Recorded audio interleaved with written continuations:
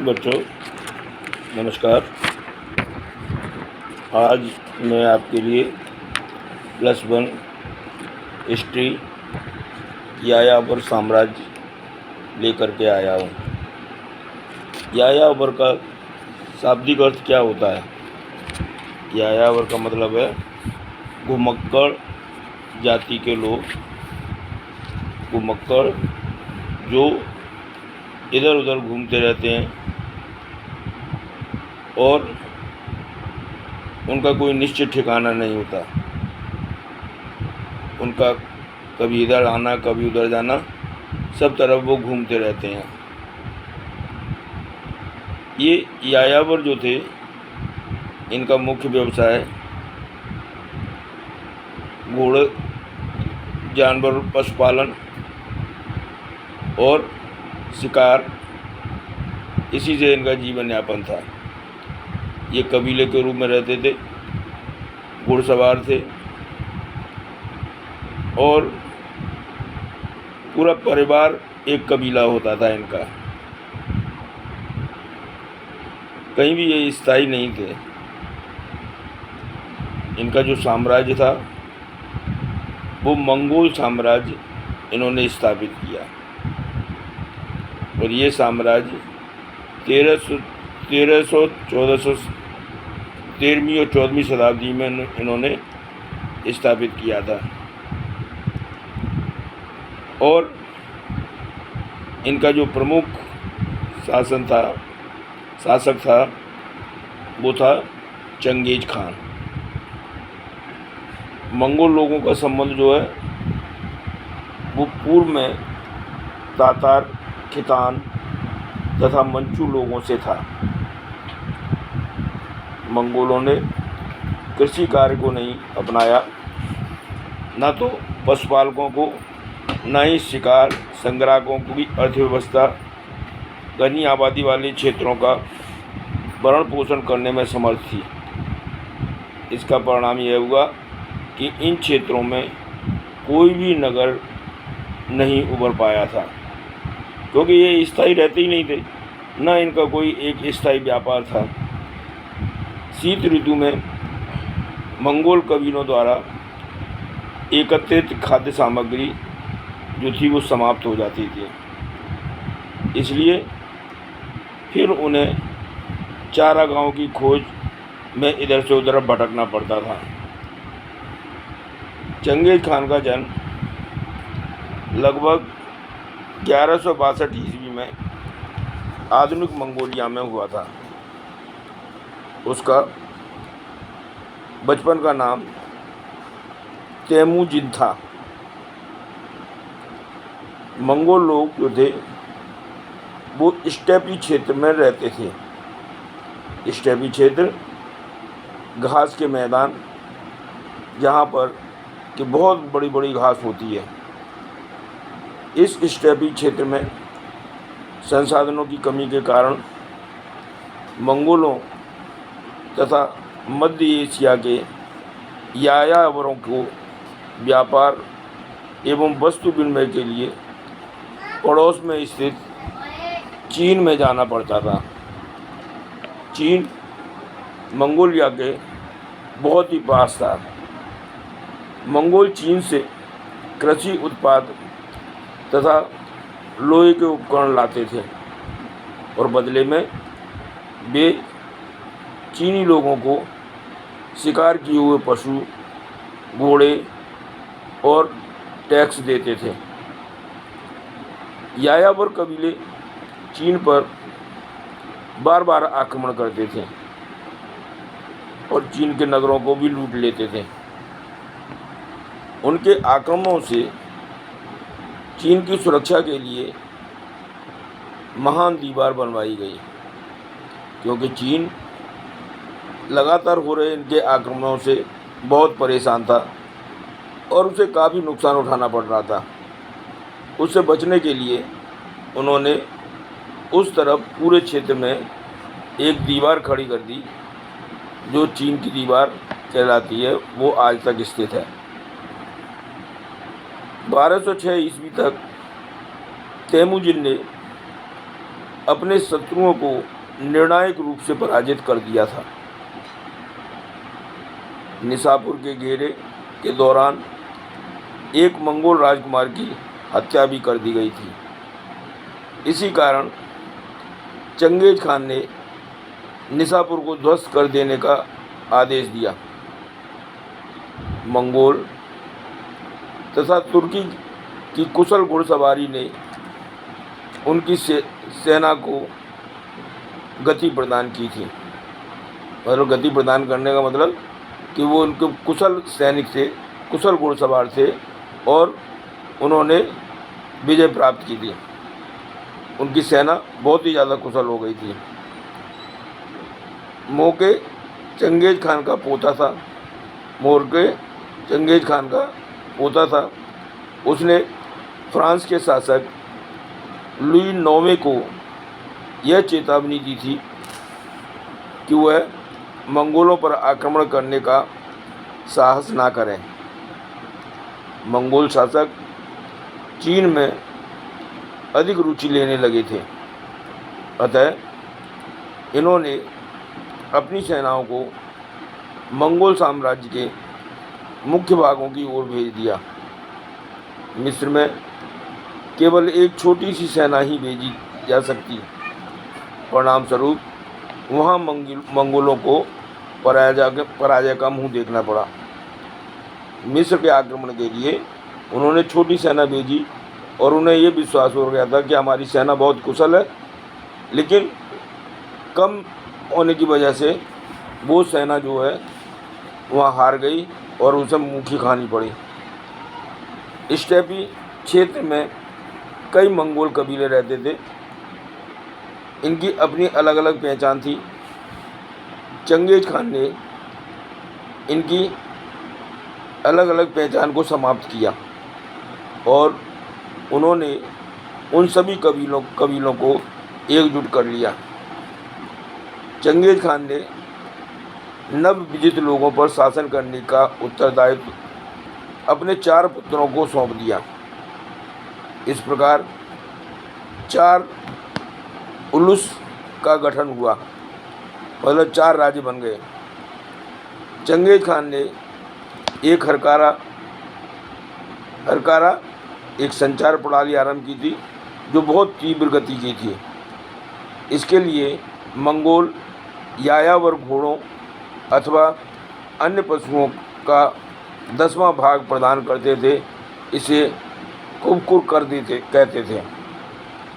जो उन्होंने हरकारा संचार प्रणाली विकसित की थी, उसके लिए ये अपने पशुओं का 10वां हिस्सा देते थे टैक्स के रूप में, और इस टैक्स को कुबकुर कर कहा जाता था।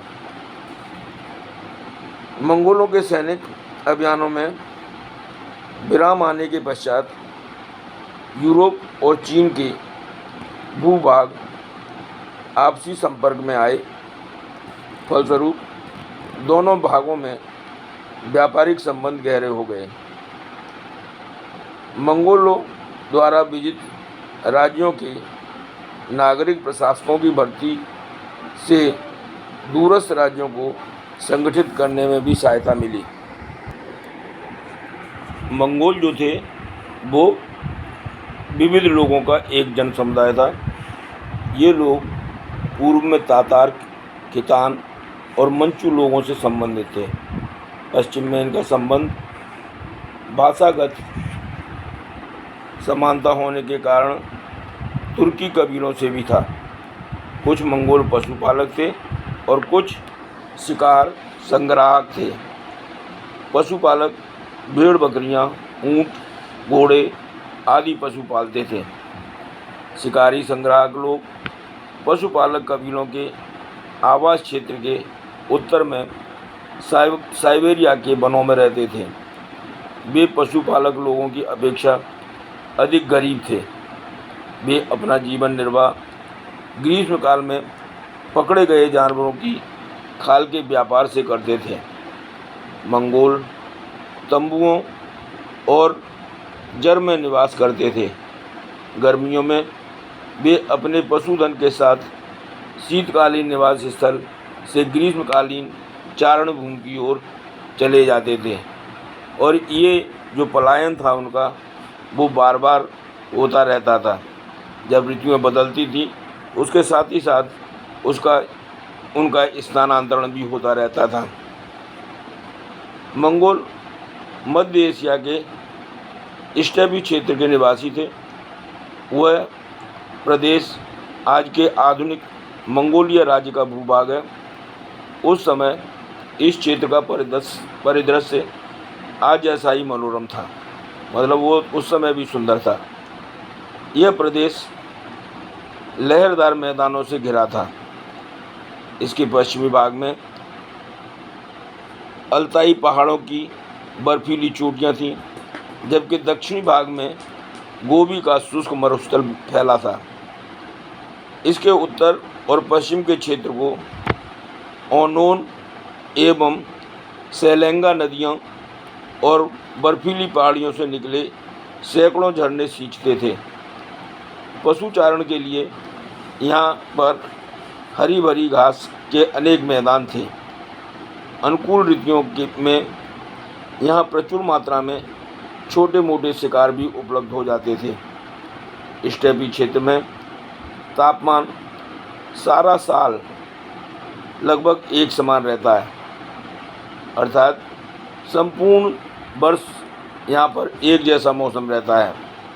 शीत ऋतु के कठोर और लंबे मौसम के बाद छोटी और शुष्क ऋतु गर्मियों की अवधि आती थी। चारण क्षेत्र में साल की कुछ सीमित अवधियों में ही कृषि करना संभव होता था।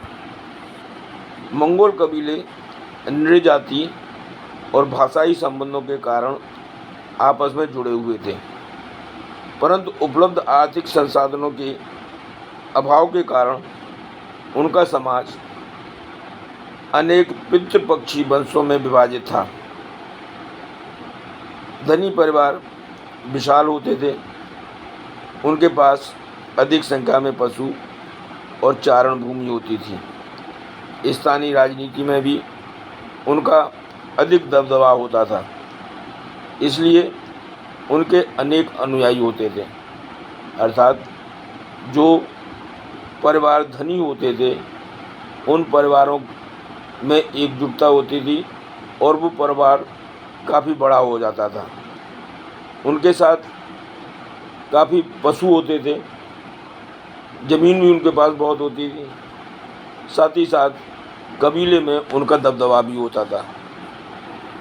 समय समय पर आने वाली प्राकृतिक आपदाओं, जैसे कि भीषण सर्दी की ऋतु के दौरान उनके द्वारा एकत्रित शिकार सामग्रियां तथा अन्य खाद्य भंडार जो था वो समाप्त हो जाते थे और वर्षा न होने पर घास के मैदान भी सूख जाते थे। इसलिए उन्हें चारागाहों की खोज के लिए कई बार भटकना भी पड़ता था। मंगोल कबीलों में कई बार आपस में भी लड़ाई झगड़े हो जाते थे, आपस में भी ये लड़ पड़ते थे। पशुधन प्राप्त करने के लिए भी ये आपस में लूटपाट भी करते थे। प्रायः परिवारों के समूह आक्रमण करने अथवा अपनी रक्षा करने के लिए शक्तिशाली कुलों से मित्रता कर लेते थे। कई बार क्या होता था कि अपने कबीले की रक्षा के लिए, अपने परिवार के बचाव के लिए ये दूसरे कबीलों से दोस्ती कर लेते थे, जिससे जो शक्तिशाली कबीले होते थे उनसे मित्रता कर लेते थे, जिससे कि उन्हें औरों से बचाया जा सके। चंगेज खान जो थे वो मंगोलों की सैनिक सफलताओं में उनकी मुख्य भूमिका रही। चंगेज खान जो थे इन मंगोलों का एक प्रमुख के रूप में उभर कर सामने आए। मंगोलों और तुर्की के घुड़सवारी कौशल ने उनकी सेना को बहुत ही गति प्रदान की। उन्होंने मंगोल और तुर्कियों के जो घुड़सवार थे और जो लड़ाकू थे उन्हें अपने साथ जोड़ा जिससे कि उनकी सेना विकसित हुई और सेना जो है उनकी शक्तिशाली हो गई। घोड़ों पर सवार होकर मंगोल सैनिकों का तीरंदाजी का कौशल जो था वो अद्वितीय था और किसी राज्य में इस तरह की तीरंदाजी हमें देखने को नहीं मिलती थी। ये कौशल उन्होंने जंगलों में पशुओं का शिकार करते समय प्राप्त किया था, क्योंकि जंगल में जो बराबर अपने घोड़ों पर शिकार करने के लिए जाते थे, जिससे उन्हें उसमें महारत हासिल हो गई थी। उनकी इस तीरंदाजी ने उनकी सैनिक गति को और अधिक तेज कर दिया था। इससे क्या हुआ कि उनकी जो सैनिक शक्ति थी वो और ज़्यादा विकसित हो गई थी और इस तरह का उनके सेना में भर्ती सिपाहियों से उनकी सेना जो है बहुत ताकतवर हो गई थी। सैनिकों को अपने आसपास के भूभागों तथा मौसम की जानकारी भी रहती थी। इस बात ने सेना को अतिरिक्त क्षमता प्रदान की थी। अतः उन्होंने प्रचंड शीत ऋतु में युद्ध अभियान प्रारंभ किए। मतलब जब बहुत ज़्यादा सर्दी पड़ती थी उस समय भी उन्होंने युद्ध किए तथा शत्रु के नगरों और शिविरों में प्रवेश करने के लिए बर्फ़ से जमी हुई नदियों को राजमार्गों की तरह प्रयोग किया। जब सर्दियों में बर्फ़ जम जाती थी तो नदी पार करना उनके लिए आसान हो जाता था। जमी हुई बर्फ़ पर वो आसानी से और नदी पार करके उन पर आक्रमण कर देते थे और विजित होते थे। यायावर लोग यूँ तो किलेबंदी शिविरों तक पहुँचने में सक्षम नहीं थे, परंतु चंगेज खान ने घेराबंदी की नीति अपनाकर इस कार्य को सरल बना दिया। चंगेज खान से पहले जितने भी यायावर कबीले के लोग थे वो किलों के बाहर तक ही युद्ध करते थे, किलों में प्रवेश नहीं कर पाते थे। लेकिन चंगेज खान ने क्या किया कि किलों को घेर कर रखा और कुछ इंतजार के बाद उन्हें उसमें सफलता मिल गई और वो बहुत आसान हो गया उन्हें किले जीतना। चंगेज खान के इंजीनियरों ने हल्के चल उपस्करों का निर्माण किया।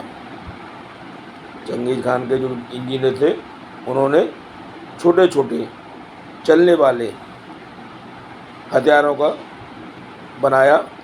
ये जो हथियार थे वो शत्रु के लिए बहुत ज़्यादा हानिकारक सिद्ध हुए।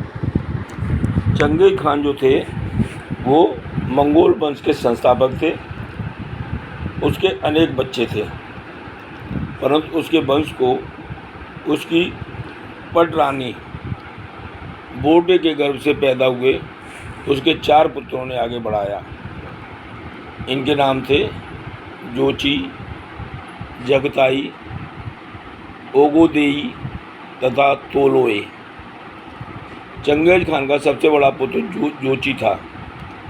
उसके पास बहुत शक्ति थी, बहुत शक्तिशाली था वो, परंतु उसके यहाँ कोई सूरवीर पैदा नहीं हुआ। लेकिन उसका कोई बच्चा सूरवीर नहीं हुआ। गोमुख की मृत्यु के बाद जोची के पुत्र बातू ने ओगोदोई के वंश को समर्थन देने से इनकार कर दिया।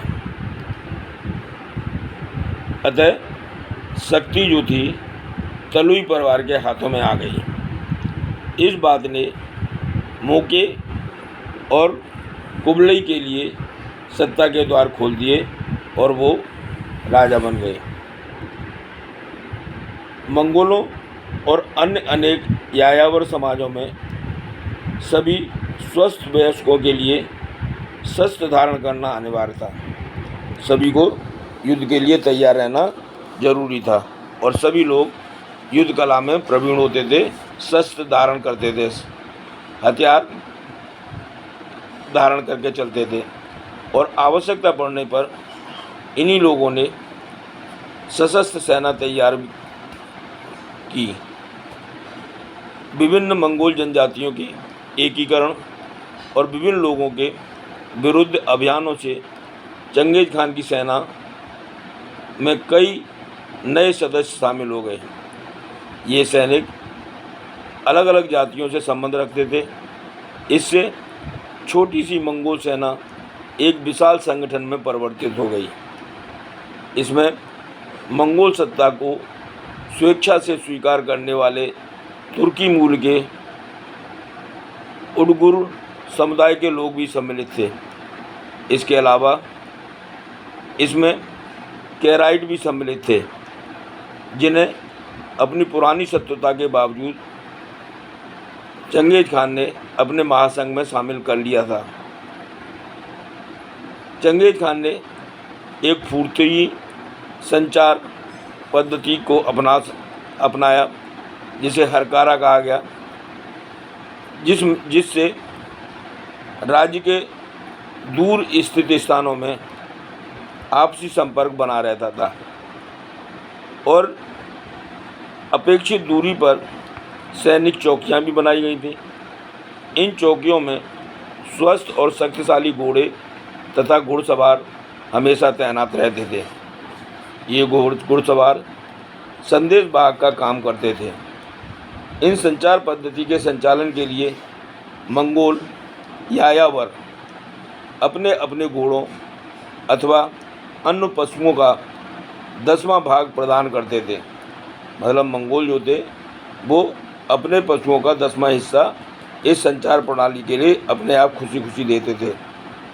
इसे कुबकुर कर कहते हैं। यायावर लोग यह कर अपनी इच्छा से खुद देते थे। इससे उन्हें बहुत से लाभ थे। चंगेज खान की मृत्यु के पश्चात इस हरकारा पद्धति याम में और भी सुधार लाए गए। इस पद्धति से महान खानों को अपने विस्तृत साम्राज्य के सुदूर स्थानों में होने वाली घटनाओं पर निगरानी रखने की सहायता मिलती थी। मंगोलों ने चंगेज खान के शासनकाल से ही विजित राज्यों से नागरिक प्रशासकों को अपने यहाँ भर्ती करना आरंभ कर दिया था। इन्हें कभी कभी एक स्थान से दूसरे स्थान पर भी भेज दिया जाता था। इस तरह उन्होंने दूरस्थ राज्यों को, दूर दूर के राज्यों को संगठित करने में भी सहायता प्रदान की। इससे खानाबदोश द्वारा की जाने वाली स्थानबद्ध लोगों की लूटमार में भी कमी आई। इससे क्या हुआ कि जो खानाबदोश थे, पहले ये लोग लूटपाट करते थे, वो अपने आप बंद हो गई। मंगोल शासकों का इन प्रशासकों पर तब तक विश्वास बना रहता था जब तक वे अपने स्वामियों के लिए कर एकत्रित करते रहते थे और ये मंगोल राजाओं के लिए टैक्स इकट्ठा करते थे। और जब टैक्स इकट्ठा करना बंद कर देते थे तो मंगोलों का उनसे जो था विश्वास ख़त्म हो जाता था। इनमें से कुछ प्रशासक जो थे वो काफ़ी प्रभावशाली थे। कभी कभी वे खानों की नीति को भी प्रभावित करने में सफल हो जाते थे। कई बार वो जो चंगेज खान थे उनकी जो रणनीतियाँ थी उन्हें भी प्रभावित करते थे। उदाहरण के लिए 1230 के दशक में चीनी मंत्री ये लुई चुत्साई ने ओंगोदोई को लूटने की प्रवृत्ति को बदल दिया था। जुवैनी परिवार ने भी ईरान में इसी तरह की भूमिका निभाई थी। इसी प्रकार गजन खान के लिए वह भाषण वजीर रशीदुद्दीन ने तैयार किया था, जिसमें उसने कृषक वर्ग को सताने की बजाय उसकी रक्षा करने की बात कही थी। चंगेज खान की कहीं कहीं अलोकप्रियता भी थी। उनकी जो अलोकप्रियता थी, मतलब जहाँ लोग उन्हें पसंद नहीं करते थे, उसके कुछ कारण हैं। जैसे कि चंगेज खान जो था वो एक लुटेरा था। उसने सैकड़ों नगरों को ख़त्म किया था, सैकड़ों नगरों को मिटा दिया था, ध्वस्त कर दिया था। चंगेज खान एक लुटेरे के साथ साथ एक हत्यारा भी था। जब कोई लूटपाट करता है और उसका कोई विरोध करता है तो उन आदमियों को मार भी दिया जाता है। तो चंगेज़ खान भी जब लूटपाट करता था तो उसमें कई बार हत्या भी हो जाती कर देता था। उसने हज़ारों लोगों के साथ स्त्रियों तथा बच्चों को भी मौत के घाट उतार दिया था। यहाँ तक कि बच्चों को भी नहीं छोड़ता था। यहाँ तक कि निशापुर के घेरे के समय उसने कुत्ते और बिल्लियों को भी मारने का आदेश दे दिया था। आदमी औरत बच्चे तो मारे ही थे उन्होंने, साथ ही साथ जो जानवर थे, पालतू जानवर कुत्ते बिल्ली, उन्हें भी मरवा दिया था।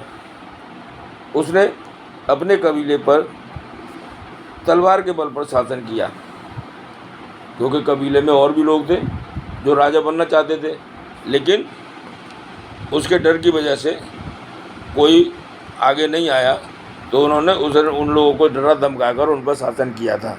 इस वजह से चंगेज़ खान जो था वो लोगों में अलोकप्रिय भी था, उसे लोग पसंद नहीं करते थे। चंगेज़ खान के जो वंशज थे वो महान खानों की अपेक्षा अपने गुणों को अधिक उजागर करते थे।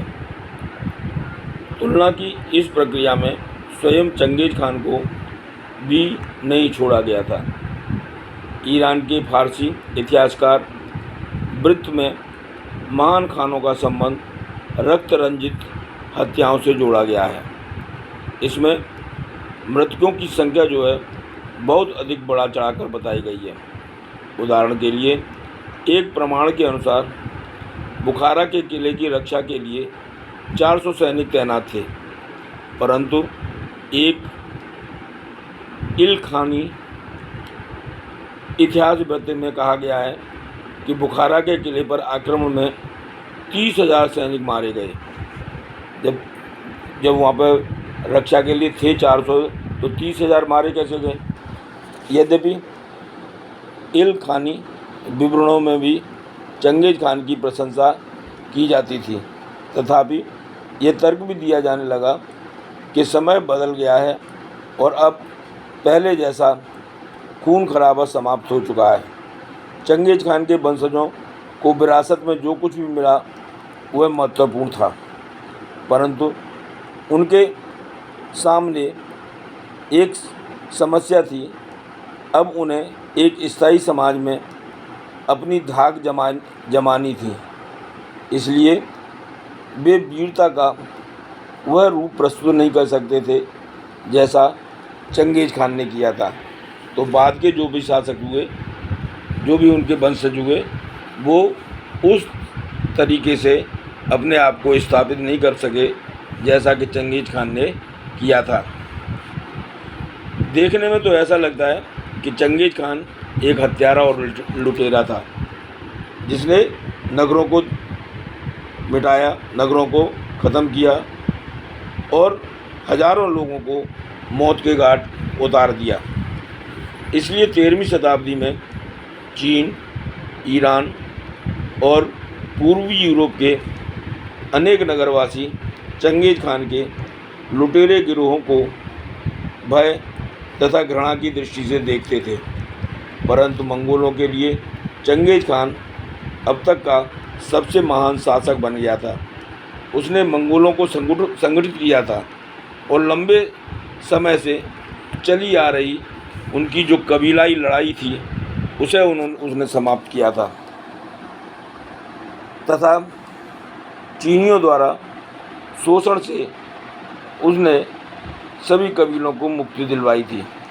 उसने एक शानदार पर महाद्वीपीय साम्राज्य स्थापित किया और व्यापार मार्गों और बाज़ारों को नया जीवन दिया, जिससे कि मंगोल जो थे वो काफ़ी समृद्ध हो गए। चंगेज़ खान के वंशजों की उपलब्धियां कम नहीं थीं। उन्होंने अपने राज्य में विविध मतों और आस्था वाले लोगों को सम्मिलित किया। यह सच है कि मंगोल शासक स्वयं भी विभिन्न धर्मों तथा आस्थाओं से संबंध रखते थे, फिर भी उन्होंने सार्वजनिक नीतियों पर अपने व्यक्तिगत मत कभी नहीं थोपे।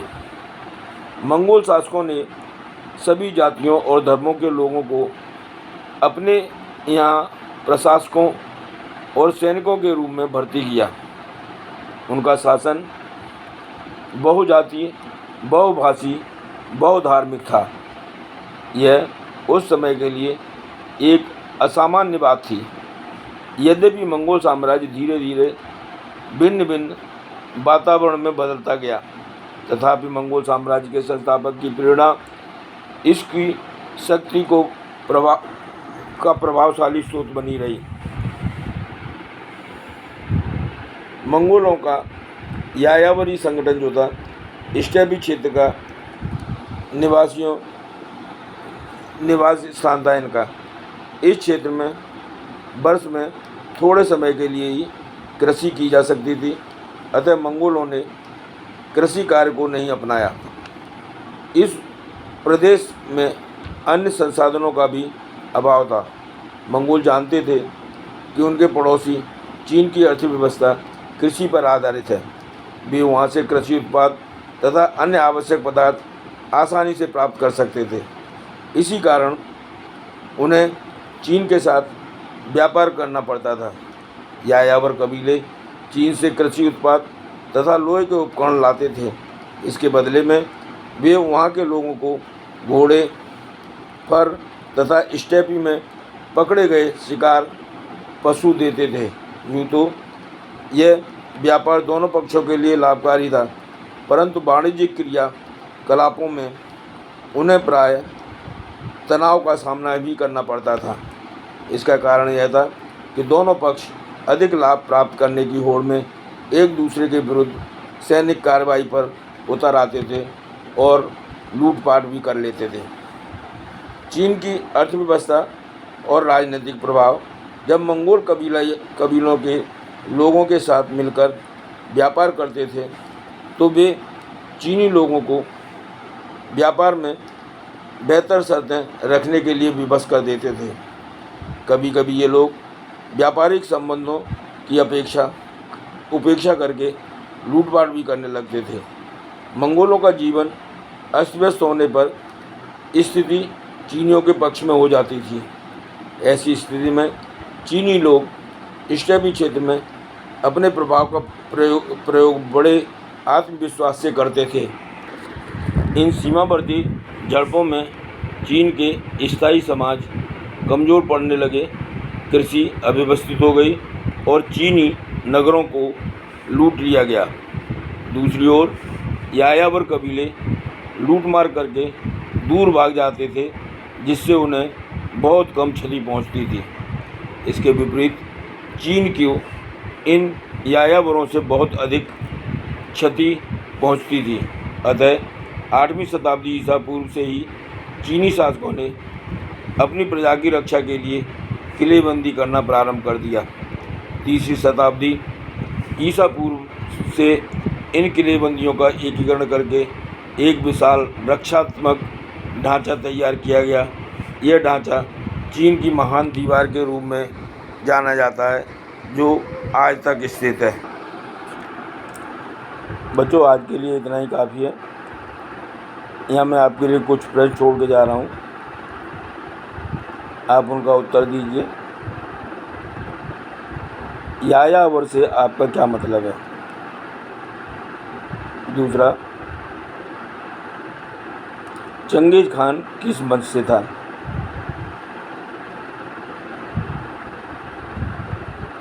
तीसरा, चंगेज खान की संचार व्यवस्था क्या थी? और चौथा, चंगेज खान ने जो सैन्य संगठन किया था वो किस प्रकार से किया था? इन चारों प्रश्नों के उत्तर आप मुझे कमेंट बॉक्स में लिख करके दीजिए, ठीक है। बाकी इस पाठ के जो प्रश्न उत्तर हैं उन्हें मैं कल आपको दूंगा, ठीक है बच्चों। अच्छे से पढ़ाई करो, पेपर आने वाले हैं।